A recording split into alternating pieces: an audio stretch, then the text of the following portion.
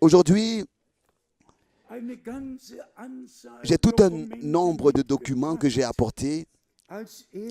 Premièrement, le décret de l'œcuménisme. Et dans le premier paragraphe, dans la première confession, donc des conditions théologiques, c'est de confesser la foi à la Trinité. C'est la condition théologique. Et on peut entrer dans toutes les 7 pages et lire tout ce qu'ils ont dans leur programme. Tout peut être lu. Et bien, mes frères et sœurs, même ici, à la page 4 de ce décret communisme, il est écrit, là-bas où le baptême d'eau est prescrit, la formule est écrite au nom du Seigneur Jésus-Christ. Et ensuite, par la formule, en fait, il est écrit au nom du Seigneur Jésus-Christ. Actes des Apôtres 2, verset 38. Actes des Apôtres 8, 16. Actes des Apôtres 10, verset 48. Actes des Apôtres 19, verset 5. Romains 6, 3. Galates 3, verset 27. C'est écrit dans le document du décret du Conseil mondial des Églises. Eux aussi, ils savent très bien comment on doit baptiser bibliquement. Ils savent exactement quel est le vrai baptême. Ici, comme titre, baptême dans l'église primitive. Imaginez-vous, dans le décret de l'église mondiale. Ils savent très bien comment est-ce que l'église primitive a baptisé. Mais eux, ils demeurent, dans leur tradition. Quoi qu'ils savent, mais ils savent comment on doit baptiser. Ils peuvent même citer correctement les versets bibliques. Et maintenant, bien mes frères et sœurs, nous sommes revenus à la foi de l'église primitive.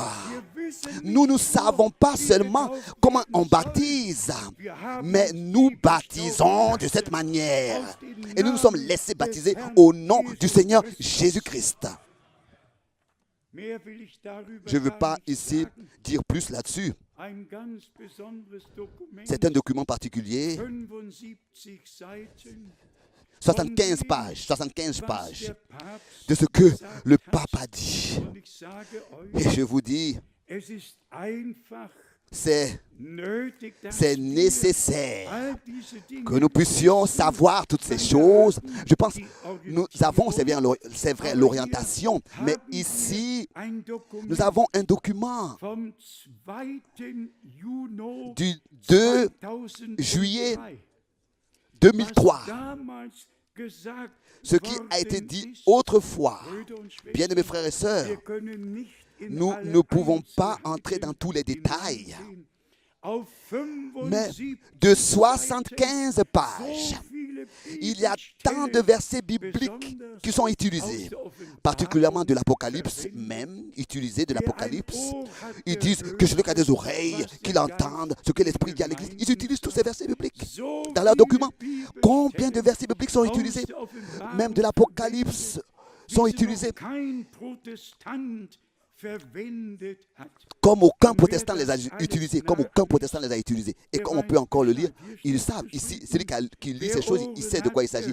Ils disent même que celui qui a des oreilles, qu'il entende ce que l'Esprit dit aux églises. Apocalypse 2, verset 7. Et ensuite, concernant Jésus-Christ, concernant sa résurrection, tout est écrit ici. Les sujets sont bibliques, les sujets qu'ils utilisent. Mais ce qui est dit sur ces sujets bibliques-là ne sont pas bibliques, ne sont pas vrai. Et c'est ça la séduction, c'est ça le grand problème. Le sujet qu'on utilise peut être biblique, mais qu'est-ce qu'on en fait et qu'est-ce qu'on en dit? C'est ça le problème. Et aussi sur Apocalypse 10, au verset 8 et 9. Imaginez-vous, dans cet écrit ici du pape, prends le livre ouvert et mange-le. D'Apocalypse 10, ils exposent ce qui s'est passé autrefois. Et malgré tout, sans révélation, prends le livre, prends le petit livre ouvert dans la main de... Et